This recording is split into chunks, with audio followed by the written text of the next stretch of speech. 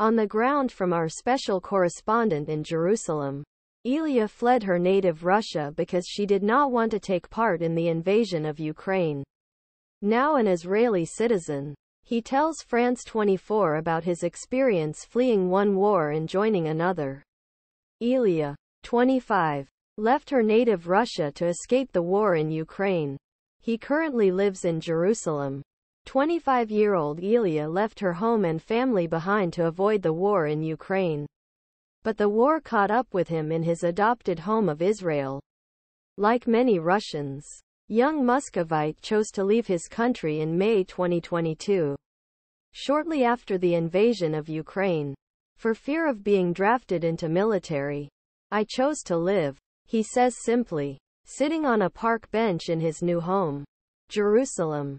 Coming from a family of Ashkenazi Jews, Ilya says she refuses to close her eyes to the injustice of Russia's war. He couldn't bear the thought that one day he would be drafted to fight in Ukraine. I couldn't stay behind. I was disturbed by letter Z, symbol of war, that I saw everywhere, including on buses, he explains, referring to pro-war propaganda motif used by Russian government and its supporters. Russia always chooses the wrong path, he says. Every 10 or 20 years he engages in aggressive wars that he tries to portray as justified. Ilya draws a line between Russia's war of aggression in Ukraine and Israel's right to defend itself against Hamas attacks. Juliette Montilly, France 24. Ilya says she became politically conscious as a teenager. In 2019, he volunteered to work at a foundation founded by Alexei Navalny, a prominent critic of President Vladimir Putin who is currently serving multiple prison sentences. In Russia, Navalny was arrested in 2021 after returning from Germany, where he was treated for suspicion of poison attack. In the following days, Ilya was also arrested and detained overnight for attending a rally in support of the Kremlin critic. It was an extremely unpleasant experience, he recalls. It's stressful because even if you're an ordinary activist, you never know if they're going to come back to arrest you.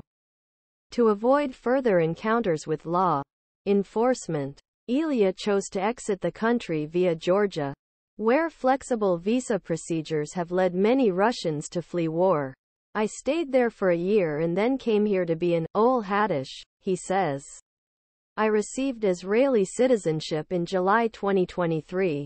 Since moving to Jerusalem, Ilya began learning Hebrew and enrolled at a local university to study humanities. Maybe he will become a professor one day, he says. He began to build a new life in Georgia, away from Moscow and his loved ones, whom he could still see from time to time. Almost all of my old friends left Russia. Many of them are in Georgia, Turkey, Germany or here in Israel.